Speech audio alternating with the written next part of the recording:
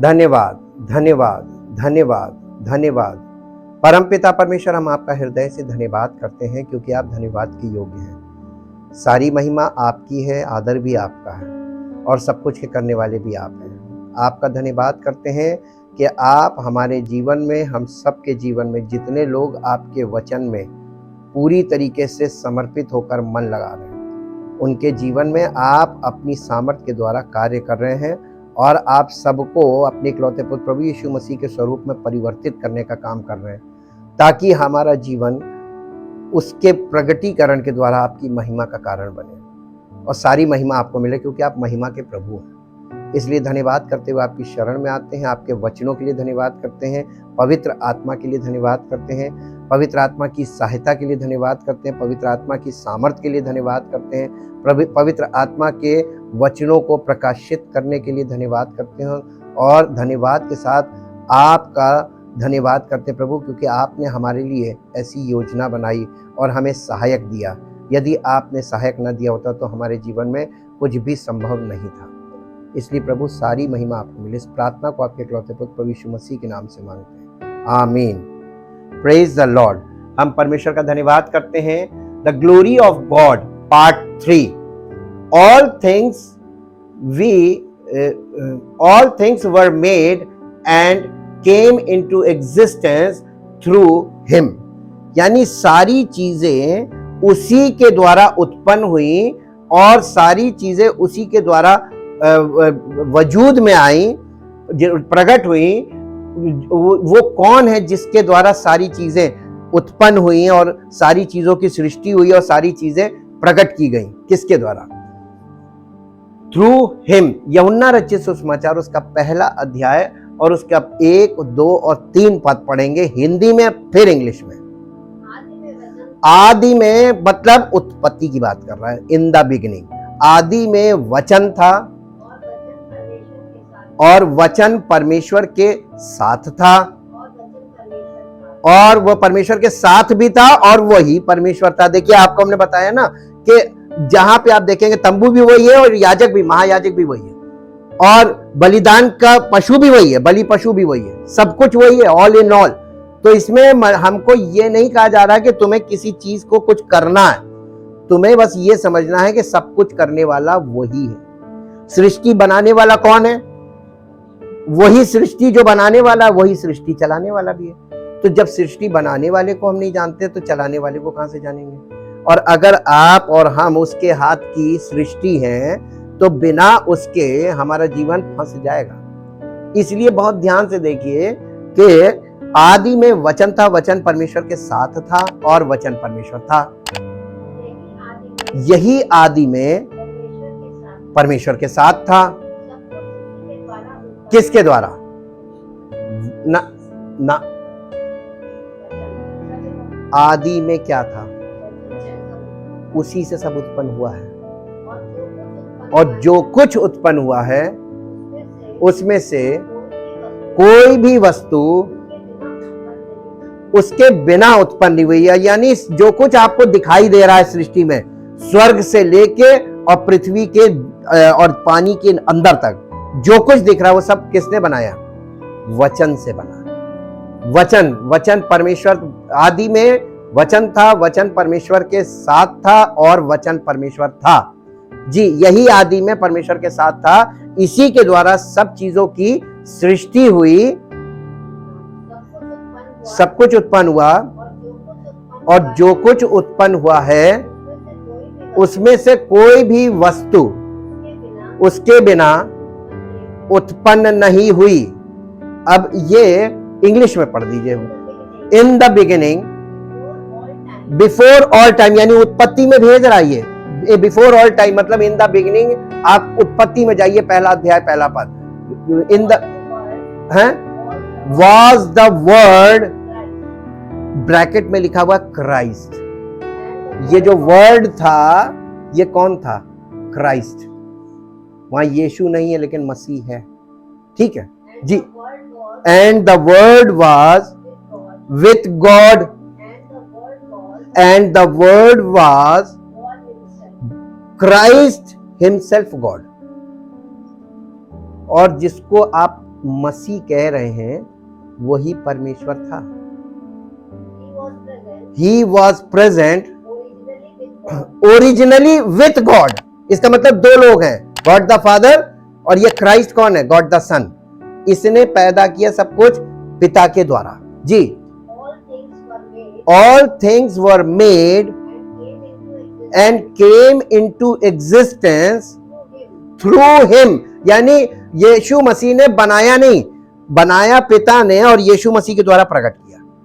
यानी उन चीजों को जमीन हमारी आंखों से जो हमें दिख रही हैं, ये यीशु मसीह ने प्रकटीकरण किया, इसलिए हमें दिख रहा है। जी, and without him was not even one thing made that has come into being। यानी कोई चीज उसके बिना इस सृष्टि में आई नहीं है, कहीं से टपक के कोई चीज नहीं, सब उसने बनाई है और सब उसी के द्वारा प्रकटीकरण होगा। क्राइस्ट, अब यहां पे क्राइस्ट पकड़ लीजिए, वही वचन था। And word became flash, Christ यानी मसीह देहधारी हो गया। किस में? यीशु में। ठीक है, अब वो हो गया डबल पावर, यीशु मसीह। अब हम इसको आगे देखते हैं। According to the New Testament, नए नियम के अनुसार, गॉड मीन्स, गॉड का मतलब होता है Father, Son and Holy Spirit. जब आप परमेश्वर बोलते हैं हिंदी में, परमेश्वर का मतलब है पिता, पुत्र और पवित्र आत्मा। इन तीनों को अलग अलग ना बोल के एक शब्द में बोलते हैं तो कहते हैं परमेश्वर। और जब परमेश्वर बोलते हैं तो आप तीन का नाम एक साथ ले रहे हैं, Father, Son and Holy Spirit. अब आपको इस पे एक पॉइंट बताते हैं। एक पद निकाल लीजिए मेरे साथ, मत्ती रचित सुसमाचार उसका 28 अध्याय और उसका 19 पद पढ़िए। मत्ती रचित सुसमाचार 28 अध्याय और 19 पद। इसलिए तुम जाओ, यीशु मसीह स्वर्गारोहण से पहले अपने चेलों से कह रहे हैं, इसलिए तुम जाओ सब जातियों के लोगों को। इंग्लिश में है सब जातियों का मतलब सारे राष्ट्र के लोगों को, सब देशों के लोगों को, इसलिए हिंदी में सब जातियों लिखा है। इसका मतलब सब देशों, सब राष्ट्रों के लोगों को चेला बनाओ और उन्हें पिता और पुत्र और पवित्र आत्मा के नाम से, नाम में बपतिस्मा मत दो, पानी में बपतिस्मा मत दो। ये नहीं लिखा कि पानी में बपतिस्मा दो, पिता, पुत्र और पवित्र आत्मा के नाम से बपतिस्मा दो। बपतिस्मे का मतलब यहां पे क्या है? पिता, पुत्र और पवित्र आत्मा, ये तीनों एक साथ आपको कहां मिलेंगे? नए नियम में ना, नए नियम में एक साथ तीनों कहां मिलेंगे? अभी आपको इसीलिए नहीं मालूम है क्योंकि शुरू से रद्दे ध्यान से नहीं सुने गए। ये बताता है जब कोई व्यक्ति कॉन्टेक्स्ट में तुक्के लगाने लगे, समझ जाओ इसके अंदर रद्दे नहीं बैठे। जब रद्दे बैठे होते हैं तब पता चलता है। मालूम है ये पिता, पुत्र और पवित्र आत्मा के नाम से बपतिस्मा दो, इसके आगे पढ़ दीजिए। और उन्हें सब बातें जो मैंने तुम्हें आज्ञा दी हैं, क्या करो? पहली चीज चेला बनाओ, दूसरी चीज उन्हें सब बातें जो मैंने तुम्हें आज्ञा दी मानना सिखाओ, और देखो मैं जगत के अंत तक सदा तुम्हारे साथ हूं। तो अगर वो चेलों के साथ है और वो उसने वादा किया मैं तुम्हारे साथ हूं जगत के अंत तक, तो इसका मतलब कि पेंतेकुस्त के दिन यीशु मसीह उन पर उतर आया और उन्होंने जाकर चेले बनाए और उनको वो बातें सिखाई जो परमेश्वर यीशु मसीह से सीखी थी, वो सिखाई। और जब वो सिखा रहे थे तो पिता, पुत्र और पवित्र आत्मा उसके साथ साथ काम कर रहे थे। तो पिता, पुत्र और पवित्र आत्मा उन लोगों को जो परमेश्वर की, यीशु मसीह की आज्ञाएं चेलों से सुन रहे थे और सीख रहे थे और उन्हें मान रहे थे, परमेश्वर का आत्मा उनको अपनी पवित्र आत्मा से परिपूर्ण कर रहा था, आत्मा से परिपूर्ण कर रहा था ताकि उनका जीवन चेलों के समान हो जाए। और इसलिए उनके उस समय के लोगों में मसीह का आत्मा प्रबल तरीके से काम करता था और बिल्कुल शुद्ध लोग थे और परमेश्वर की सामर्थ्य प्रकट होकर काम करती थी। वो परमेश्वर काम करता था कि पौलुस काम कर रहा था। अब ये बताइए, पिता पुत्र पवित्र आत्मा के नाम से बपतिस्मा दो का मतलब क्या हुआ? अब हम आप इसको दिखाते हैं, पिता पुत्र पवित्र आत्मा के नाम से बपतिस्मा। जब कलीसिया में लोग आते हैं और लास्ट प्रेयर क्या होती है, सबसे आखिर में जो प्रार्थना होती है, किसी को नहीं मालूम। यस, पिता का प्रेम, प्रभु यीशु मसीह का अनुग्रह, पवित्र आत्मा की उपस्थिति और सहभागिता अब से लेकर हमेशा तक सब विश्वास करने वालों के साथ होती रहे। विश्वास करने वालों के साथ होती रहे। आमीन। आमीन का मतलब ऐसा ही हो। जब ये चीज बोली जाती है, ये आशीर्वाद है, आत्मिक आशीर्वाद, ताकि लोग मसीह की देह में पिता पुत्र और पवित्र आत्मा से परिपूर्ण हो जाए, परमेश्वर की उपस्थिति से परिपूर्ण हो जाए। ये बैप्टिज्म था। इसको कहते हैं baptism in the body of Christ, Masih की देह का बपतिस्मा। ये बपतिस्मा देने के लिए बोला था यीशु मसीह ने। लोग कहां फंसे हुए? क्योंकि वचन को किसी ने पवित्र आत्मा के नजरिए से ना पढ़ा, ना सुना, ना समझा, ना सीखा, ना जाना।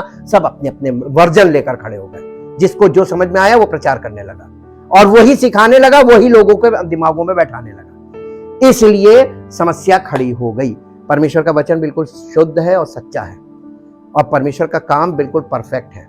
और अगर वो काम परफेक्ट नहीं हो रहा है तो इसका मतलब परमेश्वर का काम नहीं हो रहा है। ये सीखने की और डिसर्नमेंट का पॉइंट है। इसलिए देखिए, Father Son and Holy Spirit, परमेश्वर ये है, क्रिएटेड एवरीथिंग। तो किस किस ने सृष्टि में काम किया? पिता, पुत्र और पवित्र आत्मा। ये तीनों काम कर रहे हैं। सृष्टि इन तीनों ने मिलकर बनाई। Created everything on earth and in heaven, visible और इनविजिबल। यानी स्वर्ग एक नहीं है, वहां हेवेंस लिखा हुआ है।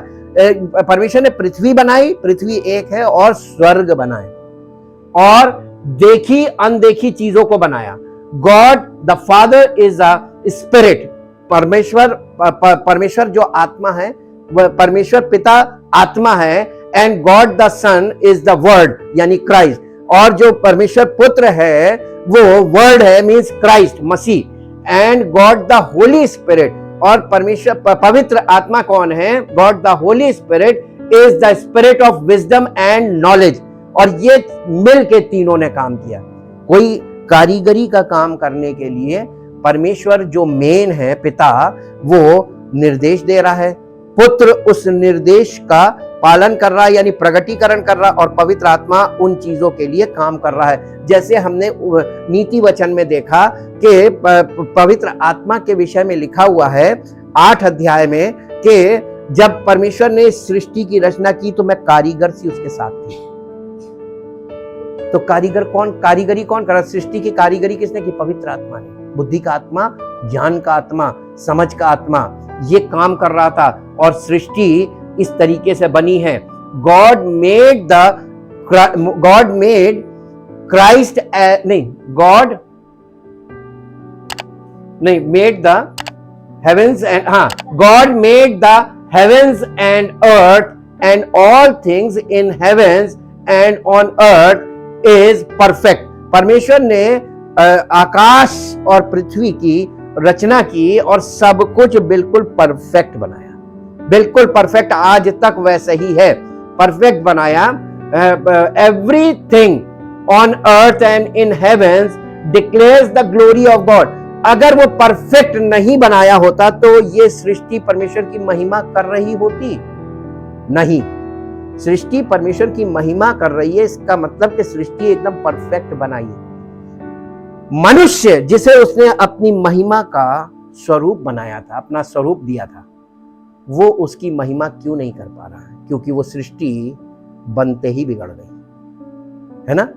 इसमें भी परमेश्वर की योजना काम करने लगी। जब कोई चीज बिगड़ जाती है तो परमेश्वर उसको फिर से कैसे सही करता है? बिल्कुल जड़ से सही करता है। परमेश्वर रिपेयरिंग नहीं करता है, परमेश्वर सीधे सीधे उसको एक्सचेंज करता है। और वही काम परमेश्वर नए नियम में कर रहा है।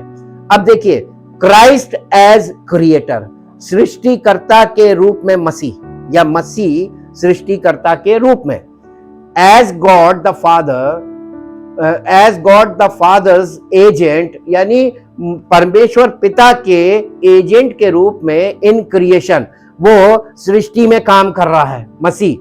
The pre incarnate Christ was the creator of all that exist, यानी जो कुछ आज आपको दिख रहा है, प्रकट हो रहा है, जिस चीज का, हर चीज का जो वजूद है वो मसीह के बिना उत्पन्न हुए, यानी उस देहधारी हुए बिना, देहधारी होने से पहले मसीह ने क्रिएशन में काम किया। उस मसीह को कोई नहीं जानता था जो क्रिएशन में, यानी क्रिएटर बन के काम कर रहा था पहली सृष्टि में। बाइबल हमको बताती है कि सृष्टि की रचना किस किस ने की, कैसे की, और सृष्टि एक बार में 6 दिन में वो काम कंप्लीट हो गया, एकदम एक्यूरेट।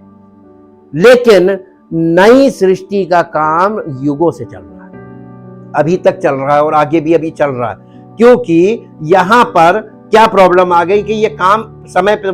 कुलस्सियों की पत्री उसका 1 अध्याय, उसका 15, 16 और 17 पद पढ़ दीजिए, 3 पद हिंदी में फिर इंग्लिश में। वो तो कौन? यीशु मसीह। वो तो अदृश्य परमेश्वर का प्रतिरूप और सारी सृष्टि में पहलौठा है। कौन? प्रभु यीशु मसीह जी, क्योंकि उसी में सारी वस्तुओं की, किसमें? मसीह में, मसीह में सारी वस्तुओं की सृष्टि हुई, स्वर्ग की हो अथवा पृथ्वी की, जो दिखाई देती वो भी और जो दिखाई नहीं देती वो, यानी स्पिरिचुअल वर्ल्ड भी उसी में बना है और फिजिकल वर्ल्ड भी उसी में बना है जी। क्या सिंहासन, क्या प्रभुताएं, क्या प्रधानताएं, क्या अधिकार, सारी वस्तुएं उसी के द्वारा, देखिए, सारी वस्तुएं उसी के द्वारा उत्पन्न हुई और सारी वस्तुएं उसी के लिए सृजी गई हैं। वही सब वस्तुओं में प्रथम, और सब वस्तुएं, वही सब वस्तुओं में प्रथम है और सारी वस्तुएं उसी में स्थिर रहती हैं। मनुष्य अस्थिर क्यों है? क्योंकि वो मसीह में नहीं है। अगरचे वो मसीह में हो तो उसका जीवन भी स्थिर होगा, उसका मन भी स्थिर होगा, उसकी भावनाएं भी स्थिर होंगी। ये जो फ्लक्चुएशन होता है ना थोड़ी थोड़ी देर में, ये नहीं होगा, स्थिर। और वो स्थिरता, मन की स्थिरता, प्रेम में स्थिर, परमेश्वर के प्रति समर्पण में स्थिर, स्थिरता नहीं है। अभी समर्पित हुए, थोड़ी देर बाद फिर भटक गए। अभी तो हम कहते हैं कि नहीं, हमने प्रभु को जान लिया, और बाहर निकलते ही फिर वो अपने में आ जाते, क्योंकि आप मसीह में नहीं है। मसीह में का मतलब पूरा हर वस्तु है उसमें स्थिर रहती है, मसीह में। अब हम इसको इंग्लिश में पढ़िए। He is the exact likeness of the unseen God, the visible representation of the invisible. He is the firstborn, पहला, पैदा होने वालों में पहला। सृष्टि में अगर कोई पहले पैदा हुआ है मनुष्यों में तो वही जी। Of all creation, for it was in him that all things were created in heavens and on earth, things seen and things unseen, whether thrones, dominions, rulers, authorities, all things were created and exist through him, by his service, intervention, and in and for him, ताकि सारी चीजें उसमें हो और उसी के लिए हो। जो कुछ मसीह में है वो मसीह का है, मसीह के लिए है जी। And he himself existed before all things and in him all things consist, cohere, are held together, यानी सब चीजें उसमें एक साथ जुड़ी रहती हैं। अगर कोई मसीह में है तो वो जुड़ा रहेगा, लेकिन अगर वो मसीह में नहीं है तो जुड़े नहीं रहेंगे। पति पत्नी अगर मसीह में है तो जुड़े रहेंगे, कोई उन्हें तोड़ नहीं सकता, और अगर मसीह में नहीं है तो जुड़े नहीं रहेंगे। एक कहीं तो एक कहीं। बच्चे अगर मसीह में है तो माता पिता के साथ बने रहेंगे, लेकिन अगर मसीह में नहीं है तो सब अपने अपने रास्ते रहेंगे। In him all thing held together, उसमें सब एक साथ जुड़ा रहता है। जब तक आप मसीह में नहीं होंगे, आपके परिवार में कोई चीज आपके साथ कनेक्ट नहीं रहेगी, ना इस सृष्टि में कहीं कनेक्ट होगी। मसीह में जो होता है ना, उसके लिए सब चीजें काम करती हैं। आपको सीखना भी है, समझना भी है। उसको हल्के में ना लो, वो कोई रिलीजन लेकर नहीं आया था। यीशु मसीह सृष्टिकर्ता आया था और हमें एक दशा से निकालने के लिए आया था। समस्त मानव जाति के लिए है ये किसी जाति विशेष के लिए नहीं है, ये सबके लिए है। और आप अगर इसको समझकर इसमें पार्टिसिपेट करेंगे तो आपके जीवन में बहुत तगड़ा परिवर्तन होगा, आप नई सृष्टि बनेंगे। Christ as creator in the beginning, Christ as creator at the end. Masih सृष्टिकर्ता के रूप में उत्पत्ति में आपको मिलेगा, लेकिन मसीह सृष्टिकर्ता के रूप में आपको अंत में भी मिलेगा, यानी नए नियम में भी वो आपको मिलेगा। वहां पे वो सृष्टि कर रहा, तो यहाँ नई सृष्टि, वहां पर पिता पुत्र पवित्र आत्मा सृष्टि का काम कर रहे हैं, और नए नियम में पिता पुत्र पवित्र आत्मा नई सृष्टि का काम कर रहे हैं। और जब कोई मसीह में, वो नई सृष्टि। अगर आपका जीवन परमेश्वर के द्वारा नए सिरे से परिवर्तित नहीं किया गया है और आपको परमेश्वर ने नया जन्म प्राप्त नहीं उत्पन्न किया है, नए सिरे से नहीं उत्पन्न किया है, तो आप मसीह में नहीं हैं। और यही वचन हमको बता रहा है। As such he personified the beginning, यानी यीशु मसीह ने स्वयं सृष्टि में शुरुआत की। Personifies the beginning, he personifies the end. और वही इस सृष्टि में जो नई सृष्टि का काम, इसका अंत भी वही करेगा, यानी इसे पूरा भी वही करेगा। But the end is only a beginning, यानी लेकिन अंत जो है, नई सृष्टि का अंत जो है, वो एक न्यू बिगिनिंग है, एक नई शुरुआत है। काहे कि everlasting life in a new, एक अनंत जीवन की शुरुआत है, और एक एवरलास्टिंग लाइफ, यानी वो जीवन जो कभी खत्म नहीं होता, जो मिटता नहीं, उस जीवन की शुरुआत है, नए जीवन की शुरुआत। रेजरेक्टेड बॉडी, यानी पुनरुत्थान की देह में एक नए जीवन की शुरुआत है। जिस दिन आपके जीवन में मसीह का काम कंप्लीट हो गया, आप पुनरुत्थान की संतान हो जाएंगे, उसी को नई सृष्टि बोला गया है वचन में। Part resurrected body, part and parcel of the new creation. आप नई सृष्टि का हिस्सा बन गए। पढ़ लीजिए इब्रानियों की पत्री, उसका पहला अध्याय, उसका पहला और दूसरा पद। पूर्व युग में परमेश्वर ने हमारे पूर्वजों से, यानी बाप दादों से थोड़ा थोड़ा करके और भांति भांति से भविष्यवक्ताओं के द्वारा बातें कर इन अंतिम दिनों में हमसे पुत्र के द्वारा बातें की, जिसे उसने, किस पुत्र के द्वारा? जिसे उसने सारी वस्तुओं का वारिस ठहराया है। सारी सृष्टि का वारिस कौन है? किसने ठहराया? जी, उसके द्वारा बात कर रहा है जी। और उसी के द्वारा पिता ने सारी सृष्टि की रचना किसके द्वारा की? और उसी से लोग वो कर रहे हैं जी। ये इसको इंग्लिश में पढ़ दीजिए। ये वो वर्सेस हैं जिसको इंग्लिश से आपको बहुत सी चीजें क्लियर होती हैं।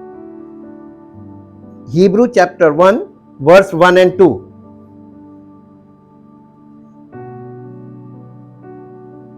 Thank you, Jesus. In many separate revelations, each of which set forth a portion of the truth, and in different ways God spoke of old to our forefathers in and by the prophets. But in the last of these days, He has spoken to us in the person of a Son, whom He appointed here and lawful owner of all things, also by and through whom He created the worlds and the riches of the space and the ages of time. He made, produced, built, operated and arranged them in order. हर चीज को उसने क्रम से set किया है। मसीह में हर चीज क्रम से है, और मसीह में हमने आपको बहुत पहले याद कीजिए ये बताया था कि जब आप कलीसिया में आ रहे हैं, परमेश्वर के वचन को सुन रहे हैं, तो आपको क्रम भी समझना पड़ेगा। हर चीज का एक क्रम है। माता पिता और बच्चे, ये क्रम है। पति पत्नी और बच्चे, ये भी क्रम है। तो क्रम में होना चाहिए। पत्नी पति के अधीन हो, ये क्रम है, लेकिन पति भी परमेश्वर के अधीन हो, ये भी क्रम है। तो पति के अधीन पत्नी कब होगी? जब पति परमेश्वर के अधीन होगा, तो क्रम सही हो गया। और ये क्रम सही हुआ तो बच्चे ऑटोमेटिकली माता पिता के अधीन हो गए। जब पूरा क्रम सही होगा तब आप ये सुने कि जब लोग वचन में पढ़ते हैं, हे पत्नियों अपने अपने पति के ऐसे अधीन रहो जैसे प्रभु के, तो पति लोग सोचते हैं हमारी पत्नी अधीन क्यों नहीं रहती, परमेश्वर का वचन तो कह रहा। लेकिन आज पर पति के लिए भी लिखा है, हे पतियों अपनी अपनी पत्नी से ऐसे प्रेम करो जैसे अपनी देह से। तो आपको, और पर पति के ऊपर कौन है? परमेश्वर। और अगर पति परमेश्वर के अधीन होगा तो पत्नी को कहने की जरूरत नहीं, ऑटोमेटिकली पत्नी पति के अधीन होगी। और अगर पति पत्नी परमेश्वर के अधीन है, ये क्योंकि पराधीन है ना, तो पति के द्वारा पत्नी जो है वो परमेश्वर के अधीन हो जाती है, इसी को पराधीन बोलते हैं। और तो बच्चे जो है वो भी पराधीन है, तो बच्चे ऑटोमेटिकली माता पिता के अधीन हो जाएंगे। उसमें करना कुछ नहीं, ऑटोमेटिकली क्रम सही होना चाहिए। जब आप क्रम से शुरू करेंगे तो परमेश्वर, अगर हम परमेश्वर से का आदर करेंगे और परमेश्वर को समर्पित होंगे, तो पत्नी हमको समर्पित और बच्चे हैं हम दोनों को समर्पित होंगे। ये क्रम है। अब देखिए यहां से यहां पे एकदम साफ साफ बताया जा रहा है कि सृष्टिकर्ता भी वही है और सृष्टि को चला भी वही रहा है, संभाल भी वही रहा है। कुलस्सियों की पत्री 2 अध्याय उसका 9 पद पढ़िए। क्योंकि उसमें ईश्वरत्व की सारी परिपूर्णता किसमें? मसीह में, यीशु मसीह में ईश्वरत्व की सारी परिपूर्णता सदैव वास करती है मसीह में। अब इसको इंग्लिश में पढ़ दीजिए, इंग्लिश में पढ़ दीजिए। Colossians chapter 2 verse 9. For in him the whole fullness of deity, the Godhead continues to dwell in bodily form, giving complete expression of the divine nature. यहां पे बताया जा रहा है कि मसीह में पिता, पुत्र और पवित्र आत्मा सदैव वास करते हैं। यीशु, अब फिर याद किया, मैं फिर आपको याद दिलाता हूं, यीशु मसीह ने स्वर्गारोहण से पहले चेलों से क्या कहा था कि इसलिए तुम जाओ और सारी जाति के लोगों को चेला बनाओ, उन्हें पिता, पुत्र और पवित्र आत्मा के नाम से बपतिस्मा दो। और पिता पुत्र पवित्र आत्मा के नाम से। ये 3 नाम कहां है? मसीह में। तो जब कोई व्यक्ति मसीह में आता है तो मसीह की देह का बपतिस्मा पाता है। और इसी को उसने कहा कि जितनों ने मसीह का बपतिस्मा पाया उन्होंने मसीह को पहन लिया। तो लोग मसीह में हो गए, उन्होंने मसीह को पहन लिया। अब यीशु मसीह दिख रहा है, अब हम नहीं दिख रहे हैं। हम कहां गए? हमारा वजूद खत्म हो गया, हमने मसीह को पहन लिया। अब लोगों को क्या दिखाई देगा? मसीह दिखाई देगा, हम नहीं दिखेंगे। इसी को पौलुस ने कहा था, अब मैं जीवित न रहा वरन मसीह मुझ में जीवित है। अंदर वो है, अंदर मैं हूं, ऊपर वो है, मैं उसमें जीवित हूं और वो मुझ में जीवित है। तो प्रकट वही होगा। वो सब चीजों में आगे रहता है, वो पीछे नहीं रहेगा। वो हमेशा फ्रंट पे रहा है और हमेशा फ्रंट पे रहेगा। पिता ने उसको हमेशा सर्वोत्तम रखा, सर्वप्रथम, और वो हमारे जीवन में भी सर्वप्रथम। जब हम मसीह में होते हैं तो हमारा कोई वजूद नहीं, हमारी कोई बुद्धि नहीं, हमारी कोई वो नहीं, सब कुछ वो है, ऑल इन ऑल। अब इसको इतना समझने के बाद अब हम देखेंगे परमेश्वर का वचन क्या बताता है कि 2 आदम। सृष्टि की कहानी आपको ऐसे कभी कंप्लीट समझ में नहीं आएगी जब तक आप यीशु मसीह को नहीं समझेंगे। According to the New Testament there are 2 Adams, 2 आदम हैं नए नियम के अनुसार। कहां लिखा हुआ है? 1 कुरिन्थियों 15 अध्याय उसका 45 और 46 पद हिंदी में, फिर इंग्लिश में। ऐसा ही लिखा भी है कि प्रथम मनुष्य अर्थात आदम जीवित प्राणी बना और अंतिम आदम जीवन देने वाली आत्मा बना। ये कौन है? तो जो जीवन देने वाला उसको तो हम अपने पीछे कर देते हैं, सारा काम हम करेंगे। तो ये मिट्टी वाला आदम नहीं काम कर सकता। अभी हम इसकी पावर्स देखेंगे तो पता चल जाएगा कि एक को पावर नहीं दी गई थी, एक को दी गई थी जी। परंतु पहले आत्मिक ना था पर स्वाभाविक था, यानी नेचुरल या फिजिकल था। इसके बाद आत्मिक हुआ। एक्चुअली सृष्टिकर्ता में जो प्रथम था उसको परमेश्वर ने पहले आगे नहीं बढ़ाया, पहले आगे बढ़ा। पहला आदम जो है ना वो जीवित प्राणी है, वो प्राणी है। और वो प्राणी जो है वो सृष्टि को क्लेम करने लगा कि मैं मालिक हूं, जबकि वो मालिक नहीं है। मालिक तो परमेश्वर का पुत्र है इस सृष्टि का। तो हम कैसे मालिक बन सकते हैं जी? Thus it is written, the first man, Adam, became a living being and individual personality. The last Adam, Christ, become a life-giving spirit, restoring the death to death ना, डेड, हाँ, डेड टू लाइफ। यानी वो जो अंतिम आदम है वो जीवन देने वाली, यानी मरे हुओं को जिलाने वाला बना। कौन सा वाला पावरफुल है? दूसरा वाला।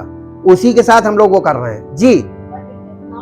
But it is not the spiritual life which came first. आत्मिक जीवन पहले नहीं आया। पुराने नियम से जो शुरू हो रहा है, उत्पत्ति से वो जो आदम का जीवन शुरू हो रहा है वो शारीरिक जीवन है जी। But the physical and then the spiritual. ये फॉर्मूला हमेशा भूल जाते हैं हम लोग।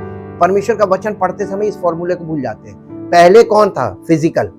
और फिर जब एक बच्चे का जन्म होता है इस धरती पर हमारे परिवार में, तो वो फिजिकल होता है कि स्पिरिचुअल? फिजिकल होता है। आपका भी जन्म हुआ, सबका जन्म हुआ। आप सब लोग, क्या आप आत्मिक हैं? क्या आप शारीरिक हैं? शारीरिक हैं। आपका जन्म भी शारीरिक है। और अभी आप, जब तक आप शारीरिक तौर पर मरकर आत्मिक तौर पे जी नहीं उठेंगे, यानी बॉर्न अगेन नहीं होंगे, तब तक आप आत्मिक नहीं हैं। और जब तक आप आत्मिक नहीं, आप मसीह में नहीं हैं। और मसीह में होने को आप समझिए, वचन क्या बता रहा है कि मसीह में हम कैसे आते हैं, मसीह में प्रवेश कैसे है। पुनरुत्थान के बाद प्रवेश है आपका। जब ये वाला जीवन है, पुराना आदम ये मर गया, इसीलिए लिखा है कि पुराने मनुष्यत्व को मरना है और तब हमें नया मनुष्यत्व मिलता है जिसके द्वारा हम मसीह में प्रवेश पाते हैं जी, हमारा इनर मैन। अब देखिए इसके बाद फिर हम चलते हैं। Christ the born king because he had the dominion on earth, क्योंकि वो इस पृथ्वी पर और राजा की तरह राज्य करता, उसके पास अधिकार है। कहां लिखा हुआ है? उत्पत्ति की पुस्तक, उसका पहला अध्याय, उसका 26, 27, 28 3 पद पढ़ेंगे। फिर परमेश्वर ने कहा, हम मनुष्य को अपने स्वरूप के अनुसार अपनी समानता में बनाएं, और वे समुद्र की मछलियों और आकाश के पक्षियों और घरेलू पशुओं और सारी पृथ्वी पर और सब रेंगने वाले जंतुओं पर जो पृथ्वी पर रेंगते हैं, क्या करे? ये आदम को नहीं दिया है, यहां पे आदम नहीं लिखा है, परमेश्वर ने मनुष्य को बनाया। जी जी, ये मनुष्य को बना रहा है, और वो मनुष्य जो बाद में पैदा हुआ, जो बाद में प्रकट हुआ, पैदा पहले हो गया था, समझ, ये पहलौठा है। इसीलिए वहां लिखा है सारी सृष्टि में पहलौठा कौन, पहले कौन पैदा हुआ? मसीह। ये मसीह है जी। तब परमेश्वर ने मनुष्य को अपने स्वरूप के अनुसार उत्पन्न किया, अपने ही स्वरूप के अनुसार परमेश्वर ने उसको उत्पन्न किया, नर और नारी करके उसने मनुष्यों की सृष्टि की, और परमेश्वर ने उनको आशीष दी और उनसे कहा, फूलो फलो और पृथ्वी में भर जाओ और उसको अपने वश में कर लो, और समुद्र की मछलियों तथा आकाश के पक्षियों और पृथ्वी पर रेंगने वाले और सब जंतुओं पर अधिकार रखो। ये अधिकार किसको दिया? उन पर राज्य करने को। इसीलिए यीशु मसीह कहने लगा कि आकाश के पक्षियों को देखो। उसने जब टैक्स देना था, अपने चेले को बुलाया, कहने लगा टैक्स देना है। उसने चेले से कहा, जाओ बंसी डालना, जो पहली मछली आएगी उसका मुंह खोलना, उसमें सिक्का मिलेगा, अपना मेरा टैक्स दे देना। यीशु मसीह ने चट से कर दिया काम, क्योंकि वो सारी चीजों पर राज्य करता है। आपने सुसमाचार में नहीं देखा, वो आंधी को डांटता है, पानी को डांटता है, सब उसका कहना मान रहे हैं। ये कौन है?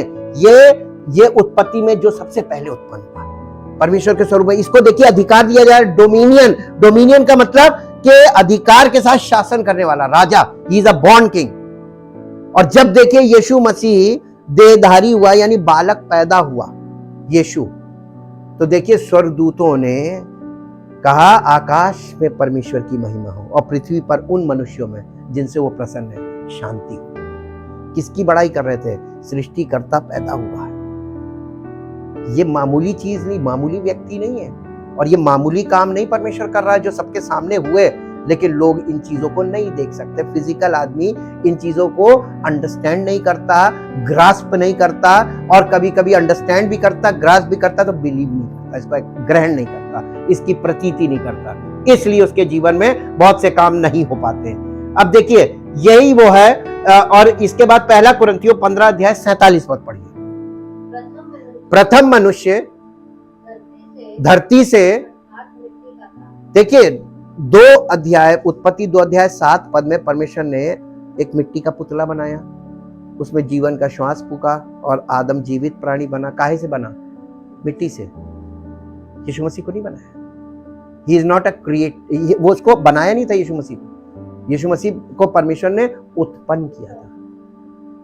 आप देखिए, वो परमेश्वर ने कहा आओ मनुष्य को बनाए। यीशु मसीह ने अपने आप को क्या बोला? मनुष्य की संतान, मनुष्य का पुत्र, मनुष्य का पुत्र, मनुष्य का पुत्र। बार बार बोलता गया, मनुष्य के पुत्र के लिए सर रखने की जगह नहीं, मनुष्य का पुत्र। वही उत्पत्ति 1 अध्याय 26, 27, 28, वो है मनुष्य का पुत्र। वो प्रथम था, लेकिन पहले आदम से शुरू हुआ, उसके बाद वो आया जी।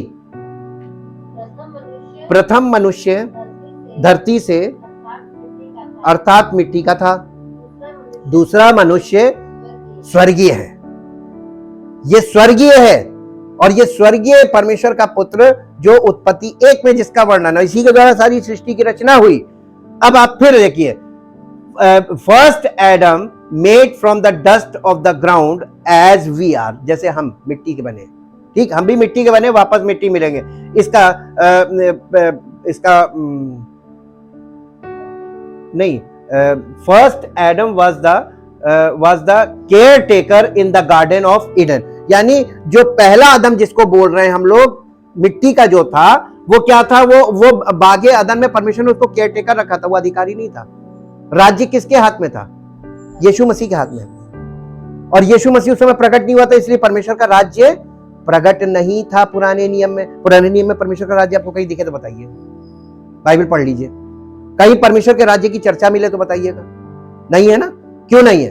क्योंकि परमेश्वर के राज्य को परमेश्वर ने रोक रखा था, क्योंकि आदम से चल रहा है ना सब। प्रथम आदम जो मिट्टी का था, अब देखिए ये जो प्रथम आदम मिट्टी का था, इसको कैसे परमेश्वर ने बनाया? उत्पत्ति की पुस्तक उसका 2 अध्याय 7 और 8 पद पढ़िए। तब यहोवा परमेश्वर ने आदम को भूमि की मिट्टी से रचा और उसके नथनों में जीवन का श्वास फूंक दिया, और आदम जीवित प्राणी बन गया। और यहोवा परमेश्वर ने पूर्व की ओर अदन में एक वाटिका लगाई, और वहां आदम को जिसे उसने रचा था रख दिया। और इसके बाद 15 पद पढ़ दीजिए इसी का। तब यहोवा परमेश्वर ने आदम को लेकर अदन की वाटिका में रख दिया कि वो उसमें काम करे। केयर टेकर हुआ, ओनर तो नहीं है ना, मालिक तो नहीं बनाया ना। तो ये जो मिट्टी का आदम था, ये मालिक नहीं है।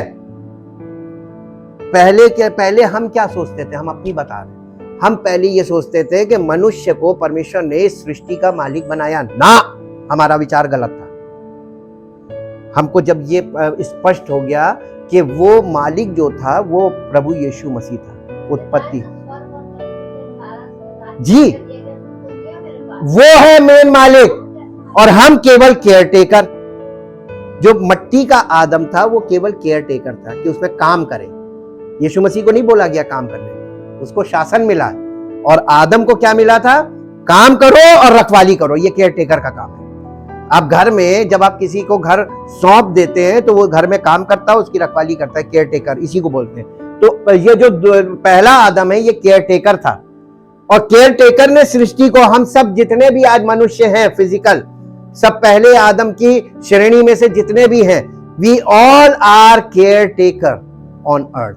और आज केयर टेकर लोगों ने इस पृथ्वी की, इस सृष्टि की, और वही केयर टेकर कलीसिया में भी है। तो कलीसियाओं की क्या हालत कर दी। इसी को यीशु मसीह कह रहा था कि इन्होंने सबने परमेश्वर के पुत्र को, जो वारिस था, जब उसको वो फल लेने आया, जिसको भेजा, सेवकों को भेजा, जाओ फल लेके आओ, तो किसी को मारा, कूटा, किसी को वो किया, और किसी को वो करके बदनाम करके किसी तरीके से उन लोगों को पर अधिकार बना लिया। केयर टेकर ने कलीसिया को अपना बना लिया। और असली मालिक कौन है? किसने कलीसिया को अपने खून से खरीदा है? मालिक से तुम छीन के भाग नहीं पाओगे, वो वापस छीन लेगा, क्योंकि उसके पास उसका अधिकार है। अब देखिए, फर्स्ट एडम, हाँ ये हो गया ना, first Adam made from the dust. उसके बाद last Adam is the heavenly man, पहला कुरिन्थियों और उसका 15 अध्याय, नहीं, पहला कुरिन्थियों 15 अध्याय 48 पद। जैसा वो मिट्टी का था उत्पत्ति में, वैसे ही वे भी हैं, यानी हम लोग जी। और जैसा वो उत्पत्ति में स्वर्गीय है, वैसे ही वे भी हैं जो मसीह में है। जब आप मसीह में होंगे, वो स्वर्गीय में होंगे, तब आपके पास क्या है? आप मसीह में राज्य करेंगे, मसीह में रहकर राज्य करेंगे। बिना मसीह के आप राज्य नहीं कर सकते। यही मसीह में का मतलब है। Last Adam is the heavenly man, यानी जो अंतिम आदम, जो बाद में प्रकट हुआ, जो पहले था वो बाद में प्रकट हुआ, ये कौन है? पहला कुरिन्थियों 15 अध्याय 48 और 49 पद पढ़िए। जैसा वो मिट्टी का था वैसे ही वे भी हैं जो मिट्टी के हैं, जैसा वो स्वर्गीय है वैसे ही वे भी हैं जो स्वर्गीय हैं, और जैसे हमने उसका रूप धारण किया जो मिट्टी का था वैसे ही उस स्वर्गीय का रूप भी धारण करेंगे। ये आशा है मसीह में, यही तो आशा है। इसको इंग्लिश में पढ़ दीजिए दोनों versus 48 and 49। Thank you Jesus. 1 Corinthians chapter 15 verse 48 and 49 in English।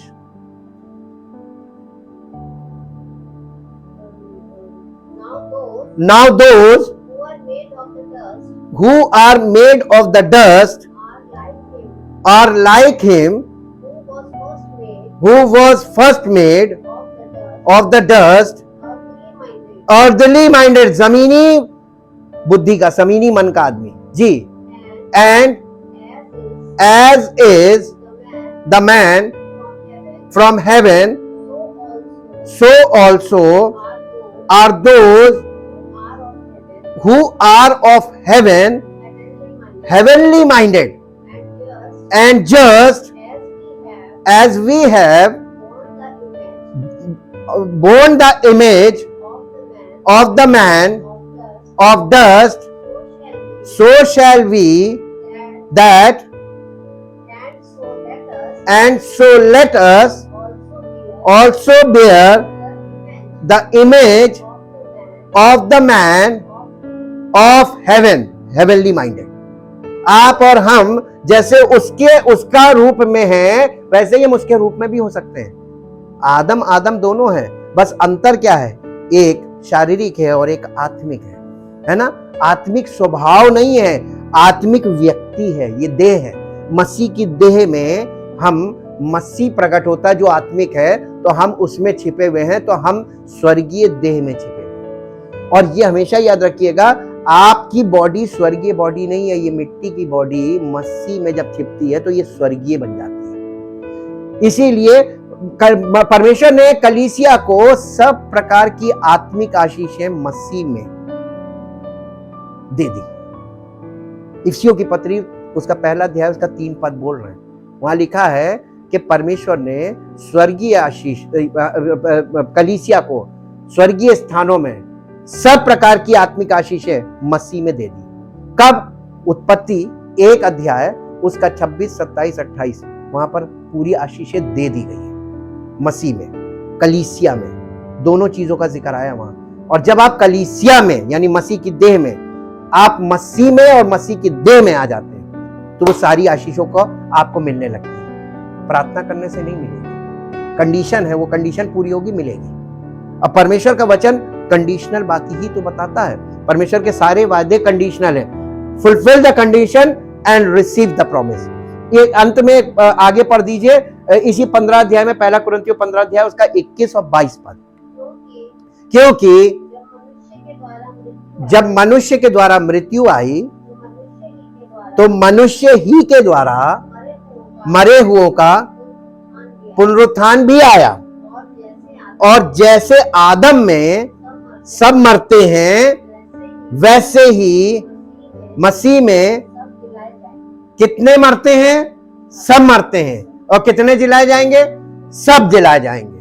लेकिन हर एक व्यक्ति की अपनी अपनी बारी में मसीह में आएगा। जो मसीह में आएगा वो जी जाएगा, जो नहीं आएगा वो नहीं, वो रह गया तो वो अनंत मृत्यु में चला जाएगा। परमपिता परमेश्वर, हम आपका हृदय से धन्यवाद करते हैं आपके इन वचनों के लिए जो पवित्र आत्मा के द्वारा हमें स्पष्ट किए जा रहे हैं, ताकि हम आपके इकलौते पुत्र प्रभु यीशु मसीह को, जो सृष्टिकर्ता भी है और सब कुछ का करने वाला वही है, बिना उसके कोई चीज उत्पन्न नहीं हुई और वो सृष्टि में पहलौठा है और इस सृष्टि का स्वामी है, मालिक है, राजा है और वो बॉर्न किंग है। ये सब बातें जो स्पष्ट होती है, इसके लिए हम आपका धन्यवाद करते चाहते प्रभु कि वही सब में सब कुछ है और इसीलिए परमेश्वर मसीह में सब कुछ एकत्रित कर रहा है। धन्यवाद करते पिता परमेश्वर आपके कार्यों के लिए जो आप स्वयं कर रहे हैं और इसे पूर्णता की ओर लेके जा रहे हैं। हम धन्यवाद करते हैं और चाहते प्रभु जितने लोग आपके वचन को ध्यान से सुन रहे हैं और समझे भी, और ये वचन उनके हृदय में स्थापित हो, ताकि वो मसीह में हो, कलीसिया में हो, मसीह में हो, और उनका जीवन पुनरुत्थान का जीवन हो, ताकि नई सृष्टि के रूप में प्रकट हो, ताकि आपकी महिमा हो। धन्यवाद के साथ इस प्रार्थना को आपके इकलौते पुत्र प्रभु यीशु मसीह के नाम से मांगते हैं, आमीन। Praise the Lord. परमेश्वर आपको आशीष दे।